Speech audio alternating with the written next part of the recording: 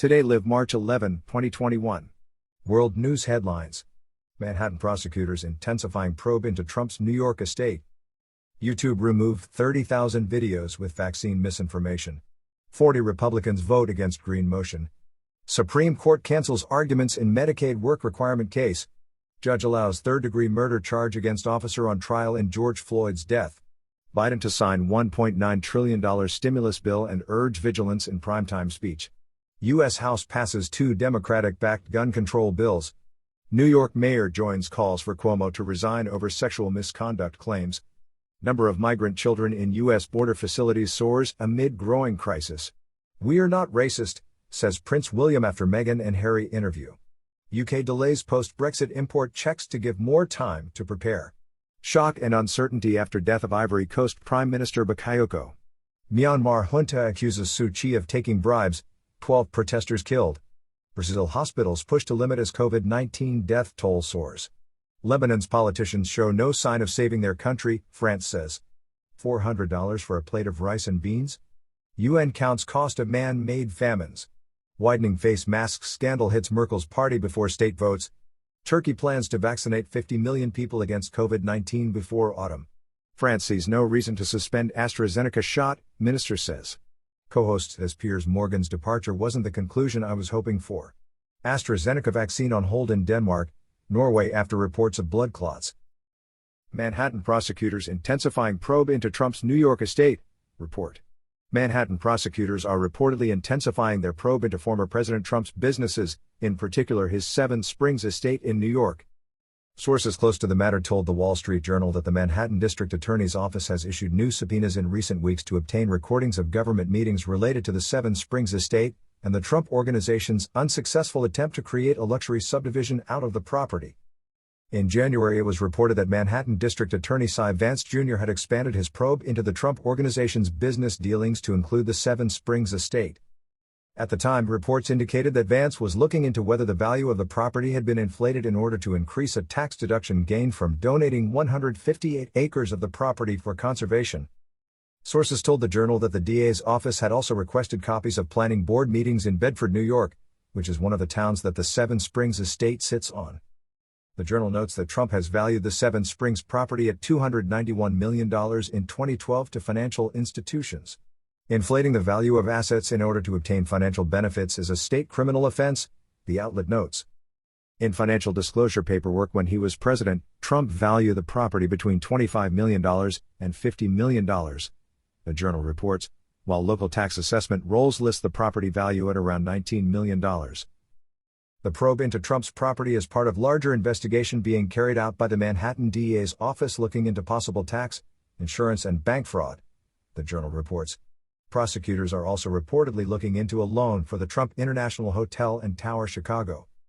In February, it was reported that the Manhattan DA's office had obtained Trump's tax returns from his accounting firm, Mazars USA. Trump had attempted to block the subpoena for the tax returns, but the Supreme Court ruled against his argument that presidents have sweeping immunity from the criminal process. YouTube removed 30,000 videos with vaccine misinformation. YouTube has taken down more than 30,000 videos containing misinformation about the coronavirus vaccine since October, a company spokesperson told The Hill Thursday.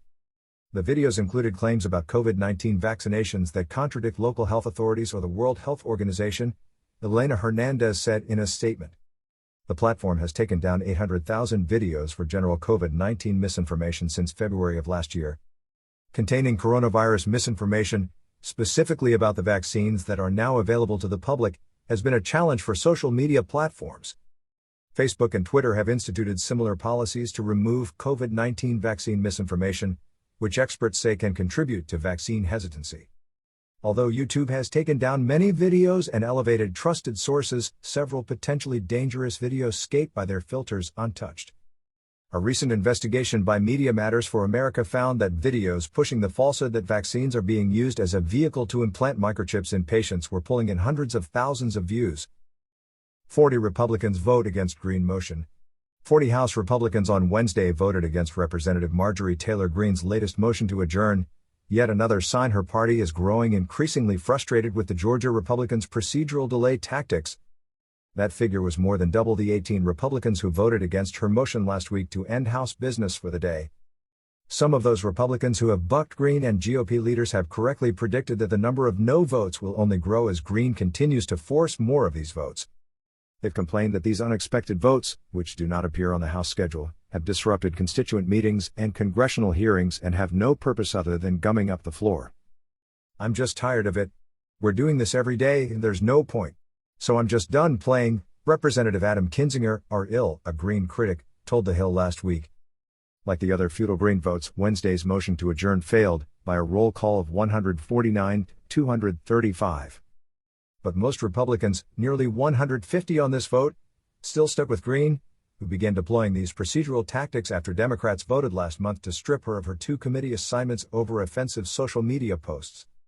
Greene on Wednesday said she was trying to stop Congress from passing President Biden's $1.9 trillion COVID-19 relief package, a massive woke progressive Democrat wish list. And she issued a warning that Republicans who crossed her would be seen as siding with the Democratic stimulus. "We should do everything to stop it. Pay attention if ours vote to adjourn. Or with the Dems," Greene tweeted. But Greene's antics did little more than stall Biden's relief bill for an hour or so. The Democratic-controlled House is on track to pass the package on a party-line vote and send it to Biden's desk later Wednesday. Correction, an initial version of this story misstated the number of Republicans who opposed the motion. It was 40. Supreme Court cancels arguments in Medicaid work requirement case. The Supreme Court on Thursday called off upcoming arguments over a Trump-era plan to impose work requirements on Medicaid recipients after the Biden administration said it was considering scrapping the policy. Arguments had been slated for March 29, but were removed from the court calendar after the Biden administration asked the justices last month to put the case on hold while it undertook a policy review. In a court brief, the administration said it had made a preliminary determination that placing work requirements on Medicaid benefits was at odds with the goal of providing health care to low-income people. Judge allows third-degree murder charge against officer on trial in George Floyd's death. Minneapolis, a Minnesota judge granted a request by prosecutors on Thursday to reinstate a charge of third-degree murder against Derek Chavon, the former Minneapolis police officer who is on trial already facing second-degree murder and manslaughter charges.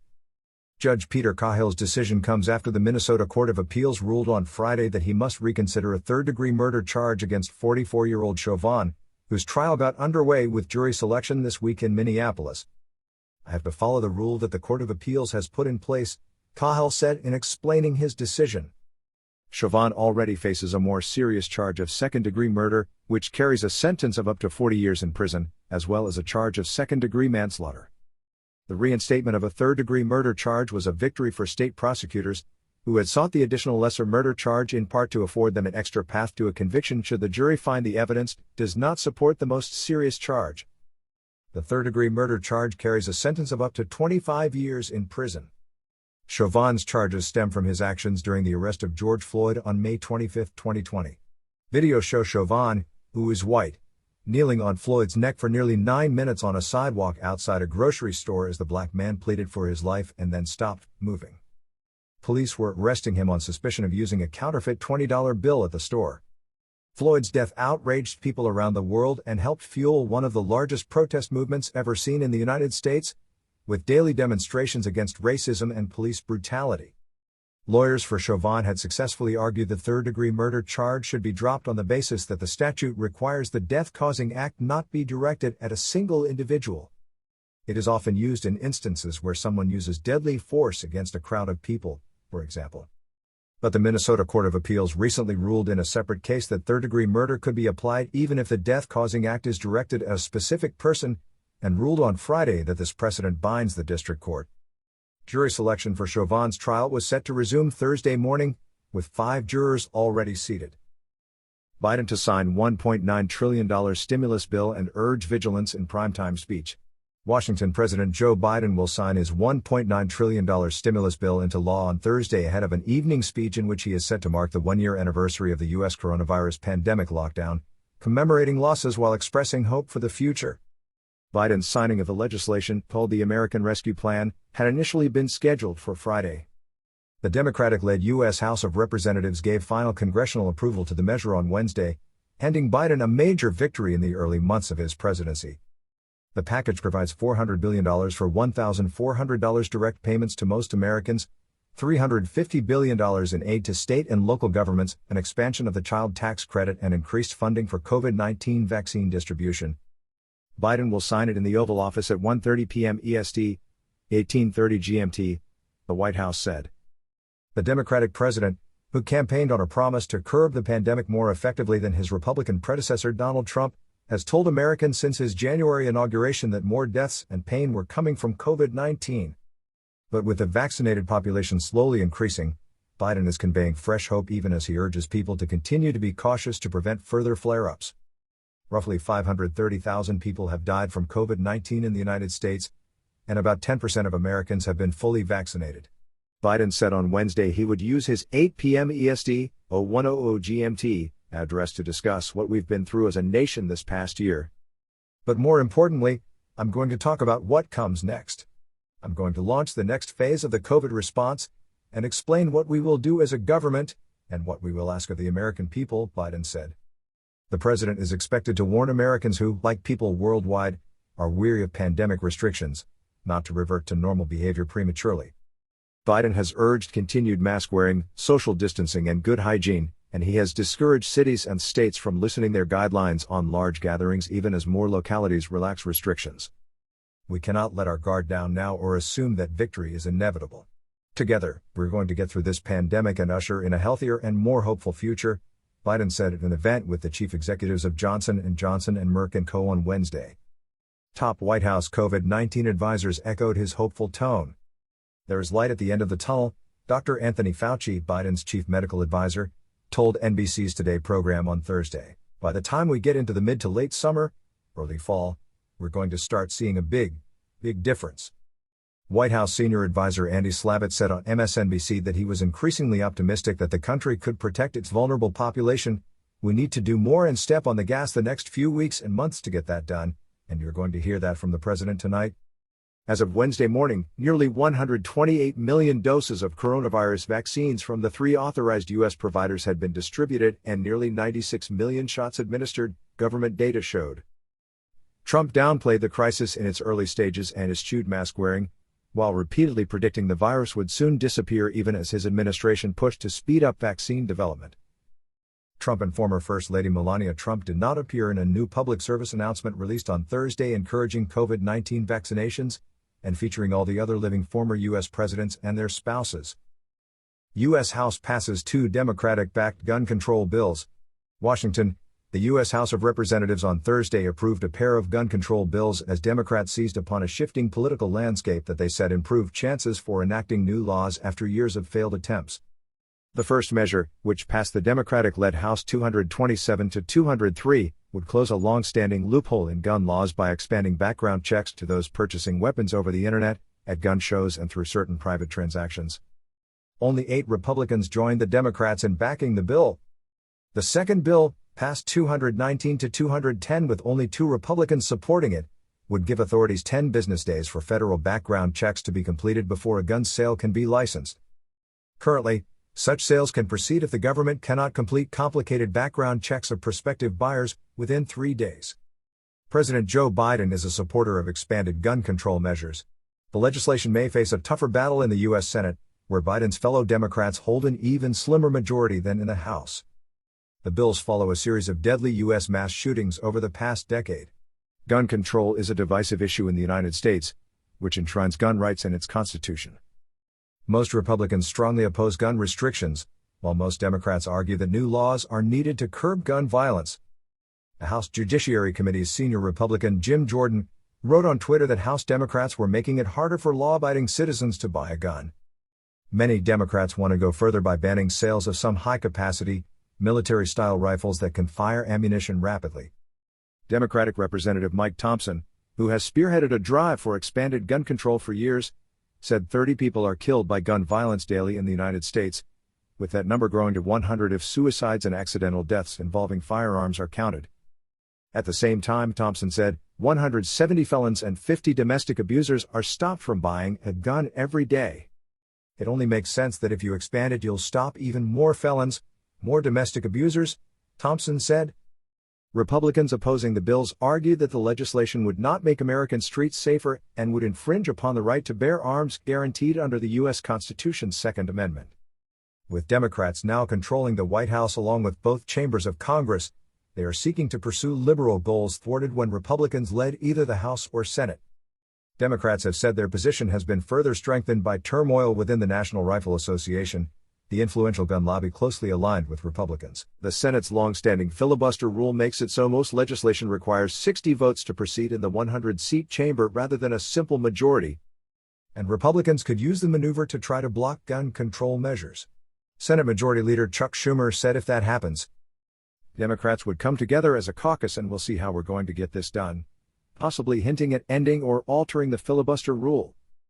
A bipartisan gun control bill in 2013, proposed after a mass shooting at a Connecticut elementary school, failed on a vote of 54 to 46 in the Senate, short of the needed 60 votes. During a news conference before the gun control votes, a tearful Representative Lucy McBath, who lost her son to gun violence, said, "No one deserves the kind of pain and anguish that people are suffering." New York mayor joins calls for Cuomo to resign over sexual misconduct claims. New York City Mayor Bill de Blasio said Andrew Cuomo just can't serve as governor anymore, adding his voice on Thursday to a growing chorus of calls for Cuomo to resign after 6 women accused him of sexual misconduct. Cuomo has denied the allegations by the women, most of whom are former aides. The most recent is an unnamed aide who told the Times-Union newspaper on Tuesday that Cuomo had groped her after calling her to the executive mansion last year under the pretext of business. Reuters could neither independently verify the woman's identity nor her account. Cuomo denied the accusation, the Times-Union reported on Wednesday, saying "I have never done anything like this," and called the details gut-wrenching. Representatives for Cuomo did not immediately respond to Reuters' request for comment. The governor issued a broad apology at a news conference last week for a behavior that made women feel uncomfortable, but maintained that he has never touched anyone inappropriately. The Office of New York State Attorney General Letitia James is leading an independent investigation into the allegations. Cuomo has said he will not resign and has asked the public to await the results of that probe before making judgment. De Blasio, a longtime political rival of Cuomo, said on Thursday that the latest accusation was disturbing. The specific allegation that the governor called an employee of his, someone who he had power over, called them to a private place and then sexually assaulted her, is absolutely unacceptable, de Blasio told reporters. "It is disgusting to me, and he can no longer serve as governor." Calls for Cuomo to step down have been mounting since late February when Cuomo's first accuser, a former aide and current Manhattan Borough President candidate Lindsey Boylan, published an essay accusing him of making unwanted advances. Last weekend, the 2 top Democrats in New York State legislature called on the governor to resign, saying the allegations have undermined his ability to lead. On Thursday, more than 55 Democratic New York legislators followed suit in a letter calling for Cuomo's resignation. "As legislators and as New Yorkers, we all must decide what is best for the future of New York State," read the letter, which was posted on Twitter by one of its signatories, Democratic Assemblywoman Amanda Septimo of the South Bronx. "Enough is enough," Septimo wrote. House Assembly Speaker Carl Heastie said in a statement that he would be meeting with members on Thursday to discuss potential paths forward regarding the allegations against Cuomo. The state assembly has the power to initiate an impeachment process with a simple majority vote of its 150 members. Number of migrant children in U.S. border facilities soars amid growing crisis. Washington, more than 3,600 migrant children were being held in U.S. border facilities as of Thursday morning, the U.S. official told Reuters. More than 4 times the number in late February, a sign of a growing humanitarian and political crisis for President Joe Biden's new administration. The number of mostly Central American unaccompanied children arriving at the U.S.-Mexico border has risen rapidly in recent weeks, with more children stuck in Border Patrol stations while they await transfers to increasingly crowded federal shelters and eventual release to parents or other sponsors. The border stations were built to house adult men for short periods and could pose a COVID-19 health risk to children and staff if they grow overcrowded. Last week, U.S. health officials lifted coronavirus-related capacity restrictions on shelters for unaccompanied minors to alleviate the housing crunch, but beds have been filling up quickly. Biden, a Democrat who took office 7 weeks ago, pledged to undo many of the restrictive policies of former President Donald Trump, a Republican. In February, he began allowing unaccompanied minors arriving at the border to enter the country. They had previously been sent back to Mexico or rapidly deported under a Trump-era order known as Title 42. Republicans have savaged Biden for rolling back Trump's hardline policies, saying his administration has encouraged illegal immigration. At the same time, Democrats have criticized Biden for keeping some Trump policies and for reopening an emergency shelter in Texas that was used under Trump. The arrivals resemble previous surges of unaccompanied minors and families in 2014 and 2019, according to officials and experts. The roughly 3,600 children in U.S. Customs and Border Protection (CBP) custody is up from around 800 on February 22. CBP did not immediately respond to a request for comment. "We are not racist," says Prince William after Meghan and Harry interview. London. Prince William denied on Thursday that Britain's royals were racist after Meghan, wife of his younger brother Harry, said one unnamed member of the family had asked how dark their son Archie's skin might be. Meghan, 39, made the allegation during an explosive tell-all interview that she and Harry, 36, gave to Oprah Winfrey and which was aired on Sunday, plunging the British monarchy into its biggest crisis since the 1997 death of Princess Diana, William and Harry's mother.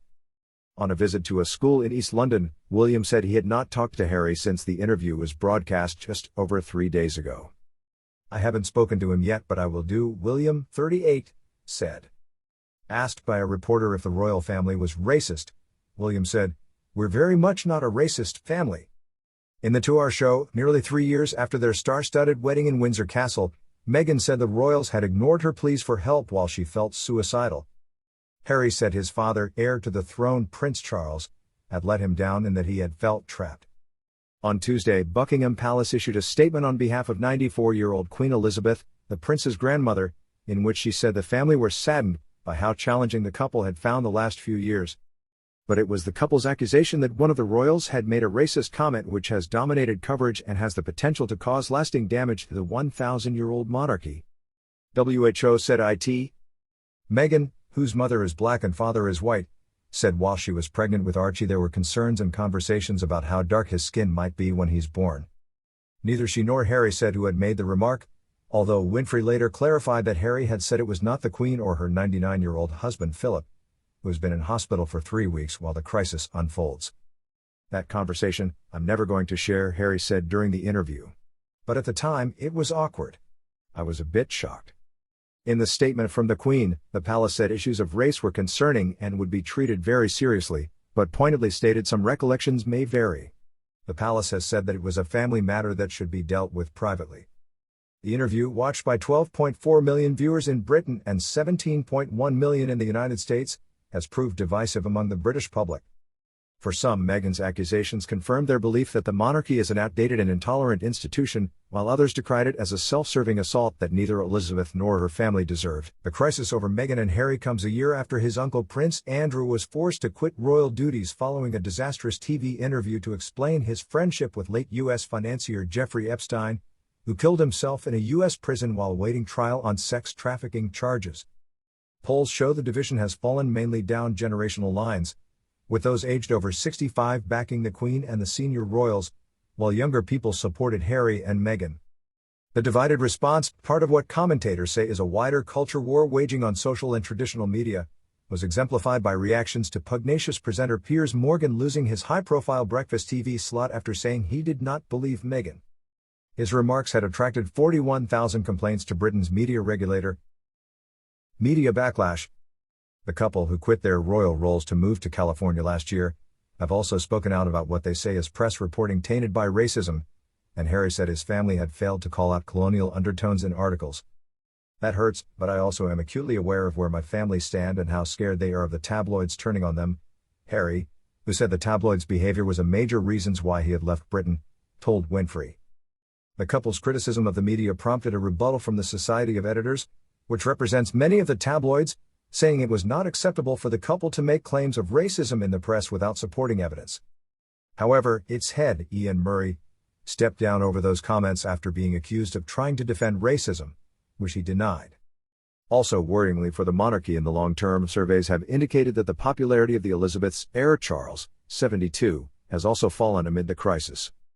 During the interview, Harry also laid bare how distant he had become from the other members of his family, saying his father had stopped taking his calls at one point, and that there was space in his relationship with William. Much will continue. Report checks to give more time to prepare. London, Britain on Thursday delayed the introduction of a range of post-Brexit import checks on goods from the European Union by around 6 months, saying businesses needed more time to prepare because of the impact of the coronavirus pandemic. The British Retail Consortium welcomed the move, but said it was needed because the government was not ready and the required border control posts were little more than a hole in the ground. Britain's departure from the European Union at the end of last year created a full customs border with the bloc where previously goods could move freely, threatening the intricate supply chains between the two sides. Brussels immediately introduced checks and paperwork for goods moving from Britain into the EU, which has led to delays, higher costs, and a serious blow to some businesses such as in fishing industry that are struggling to compete. To soften the impact, Britain delayed the start of import checks on food until April 1st and full checks until July. They will now be delayed by a further 6 months. Britain's relations with the bloc have soured since it left last year over COVID vaccines and accusations from both sides that the other is acting in bad faith over their Brexit divorce and trade agreements. The fate of Northern Ireland, where Britain has already unilaterally sought to delay customs checks to avoid disruption, has been one of the most bitterly contested issues, drawing criticism from an ally of U.S. President Joe Biden. Andrew Opie at the British Retail Consortium welcomed the delay. Other trade groups urged talks to improve relations. Until the infrastructure is in place, with IT systems ready and established processes for checks and paperwork, it would be foolhardy to introduce full requirements for EHC, export health certificate documentation, pre-notification of imports, physical checks and more, Opie said. The government said a delay was in the national interest. We will now introduce border controls broadly 6 months later than planned to give traders time to focus on getting back on their feet as the economy opens up after a difficult year, Cabinet Office Minister David Frost said in a statement. Official data released on Friday will show the impact of Britain's new post-Brexit trade relationship on imports and exports in January. Shock and uncertainty after death of Ivory Coast Prime Minister Bakayoko. Abidjan, Ivory Coast faced shock and uncertainty on Thursday following the death of Prime Minister Hamed Bakayoko, the West African nation's second premier to die in office in less than 8 months. A close ally of President Alassane Ouattara, Bakayoko, who died of cancer a few days after his 56th birthday, was appointed prime minister in July 2020 after the death of his predecessor Amadou Gon Coulibaly, Ouattara's hand-picked successor. Although Ouattara named his chief of staff Patrick Achi as interim prime minister on Monday while Bakayoko was in hospital, Bakayoko's passing leaves a vacuum for Ouattara to fill as he continues his search for a potential successor. It will be difficult to replace him because of his standing, his way of doing things, Abidjan resident Mathurin Bamouni said. Even when they are not from his political side, he still managed to sort things out. A central figure in Ivorian politics over the past 2 decades as the country was plunged into a prolonged conflict and a partition, Bakayoko, a jovial character with roots in media and showbiz, emerged as a conciliatory figure, able to talk to all sides of the conflict. Bakayoko meant everything for Ivorians, a minister who listened to the whole population, even the opposition, Abidjan resident Kevin Bigor told Reuters. His capacity to gain the trust of all sides, including former rebel soldiers who staged a series of mutinies in 2017, threatening a fragile peace in the world's top cocoa-producing nation, saw him appointed as defense minister in 2017, and kept the portfolio when he became prime minister. He ended the mutinies and carried out reforms that helped keep soldiers away from the political scene during the October 2020 presidential election, said Abidjan-based historian and military analyst Arthur Banga. He succeeded in building trust between the soldiers, the chain of command and the regime, which contributed a lot to the stability observed from 2017 until now, Banga said. Guillaume Soro, a former rebel leader who later led a government with Bakayoko as a minister before falling out with the current government, said he had lost a friend and a brother. The circumstances of life have unfortunately led us to take different political paths, opposed and sometimes conflicting, but we have known, above all, to keep and preserve our brotherhood and our mutual affection, Soro said. Myanmar junta accuses Suu Kyi of taking bribes, 12 protesters killed. Myanmar's junta added new bribery allegations to its charges against deposed leader Aung San Suu Kyi on Thursday, while an advocacy group said security forces killed 12 protesters in one of the deadliest days since the military took power. The bloodshed came hours after the UN Security Council had called for restraint from the army, which has been trying to put down daily anti-coup protests and paralyzing strikes, since it took power on February 1. Among the dead were 8 people killed in the central town of Myang when security forces fired on a protest, the Assistance Association for Political Prisoners, AAPP, said. In Myanmar's biggest city, Yangon, protester Chit Min Thu was killed in the North Dogon district. His wife, Amyat Thu, told Reuters he had insisted on joining the protest despite her appeals for him to stay home for the sake of their son. He said it's worth dying for, she said through her tears. He is worried about people not joining the protest. If so, democracy will not return to the country. Adding corruption charges to the accusations against Suu Kyi could mean she faces a harsher penalty. She currently faces 4 comparatively minor charges, including illegally importing 6 walkie-talkie radios and flouting coronavirus restrictions. The junta spokesman Brigadier General Za Min Tun said Suu Kyi had accepted illegal payments worth $600,000, as well as gold, while in government, according to a complaint by Phyo Min Thine, a former chief minister of Yangon. He strongly said that, the spokesman told a news conference. We have verified those facts several times. Now the Anti-Corruption Committee is continuing the investigation. Imama Mayo, a member of the dissolved parliament belonging to Suu Kyi's National League for Democracy, rejected the claim. It is no longer uncommon to see slander against politicians and efforts to crush the party while innocent young people are killed in public, she told Reuters in a message. Funeral. Another funeral was held for an official from Suu Kyi's National League for Democracy, NLD, who died in custody after being arrested early on Tuesday. Mourners wept over the open coffin, which showed Zam Myat Lin's badly disfigured face. Thursday's deaths brought the number of protesters killed since the coup to more than 70, the op said. Some 2,000 people have also been detained since the coup against Suu Kyi's elected government, it says. The army did not respond to requests for comment on the latest deaths, but the junta spokesman said the security forces were disciplined and used force only when necessary. UN human rights investigator Thomas Andrews told the UN Human Rights Council in Geneva the military may have committed crimes against humanity. He called for multilateral sanctions on the junta and the state energy firm, Myanmar Oil and Gas Enterprise. Amnesty International accused the army of using lethal force against protesters and said many killings it had documented amounted to extrajudicial executions. These are not the actions of overwhelmed, individual officers making poor decisions, said Joanne Mariner, Amnesty's Director of Crisis Response. These are unrepentant commanders already implicated in crimes against humanity, deploying their troops and murderous methods in the open. Suu Kyi, 75, fought for decades to overturn military rule under previous juntas before the start of tentative democratic reforms in 2011. She had spent a total of around 15 years under house arrest. The army has justified taking power by saying that a November election, overwhelmingly won by Suu Kyi's party, was marred by fraud, an assertion rejected by the Electoral Commission. Junta spokesman Za Min Tun reiterated that the military would only be in charge for a certain period before holding an election. The junta has said a state of emergency will last for a year, but has not set a date for the election.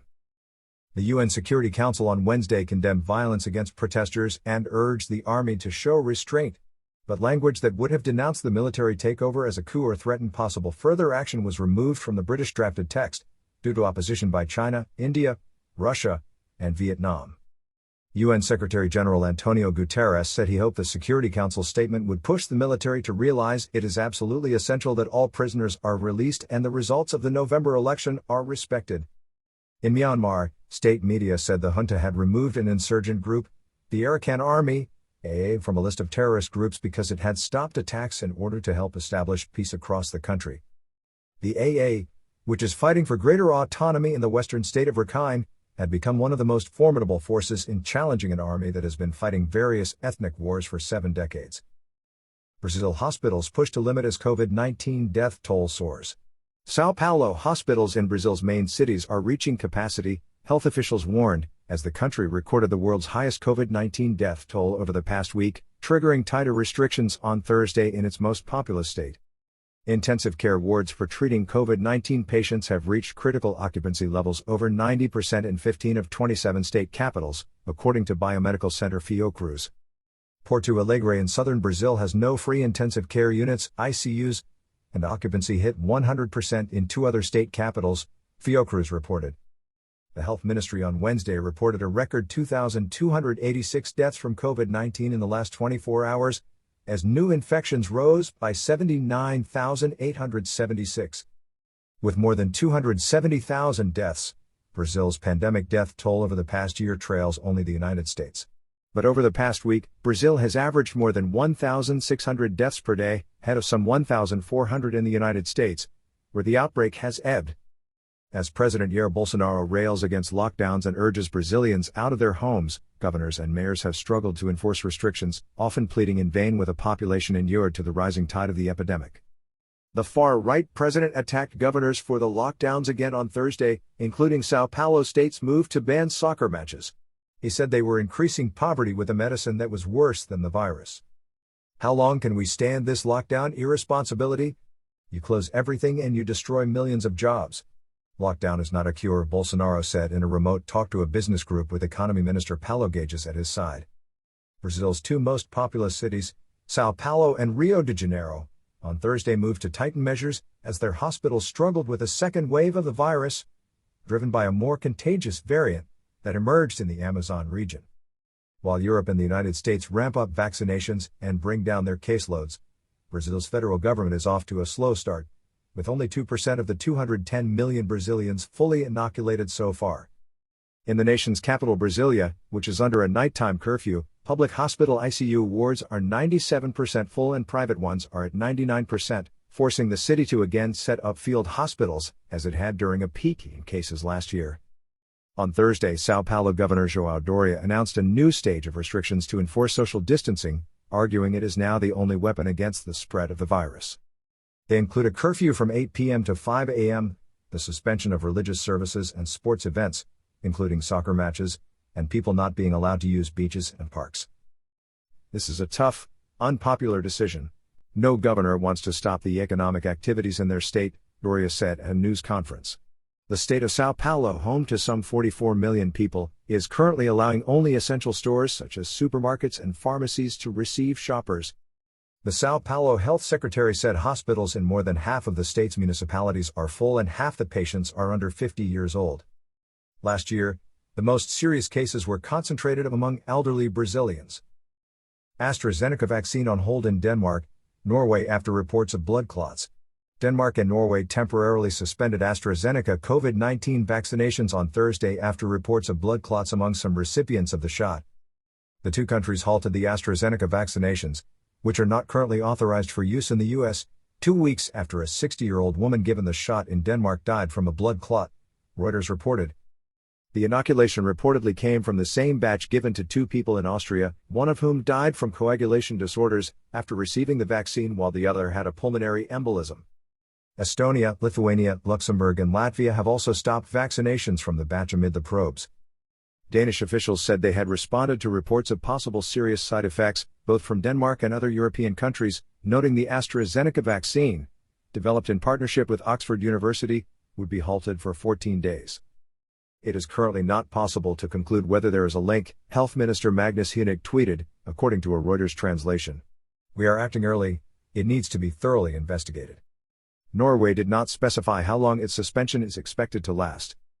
Geir Bukum, the Director Infection Prevention and Control at the Norwegian Institute of Public Health (FHI), called the move a cautionary decision.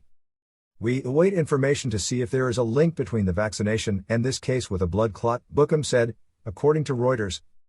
An AstraZeneca spokesperson said patient safety is the highest priority and defended its human trial results and peer-reviewed data on its vaccine. Regulators have clear and stringent efficacy and safety standards for the approval of any new medicine, and that includes COVID-19 vaccine AstraZeneca, the spokesperson said in a statement to The Hill. The safety of the vaccine has been extensively studied in Phase 3 clinical trials and peer-reviewed data confirms the vaccine is generally well tolerated. Earlier this week, AstraZeneca reported no confirmed serious adverse events associated with the vaccine during trials and said it was working with Austria in its investigation. The European Medicines Agency, which regulates drugs for the European Union, said that there was no evidence connecting the vaccine to the cases. Noting in a statement that the number of cases of blood clots among those who got the vaccine is not greater than the amount among general population. The UK's Medicines and Healthcare Products Regulatory called Denmark's suspension a precautionary measure, as it has not been confirmed that the vaccine caused the blood clot in the woman in Denmark, and urged people to still get vaccinated. The Food and Drug Administration, FDA, has authorized vaccines from Pfizer, BioNTech, Moderna and Johnson & Johnson for emergency use. AstraZeneca plans to file for emergency use authorization with the FDA in the upcoming weeks after it receives results from a trial, according to Health Day. Don't forget to comment below with your common sense and subscribe to your podcast. This helps bring the podcast to life and grow it. You can follow us on Instagram, Twitter, Facebook. We can't wait to continue this adventure with you. Support us on PayPal. Thank you very much and enjoy listening.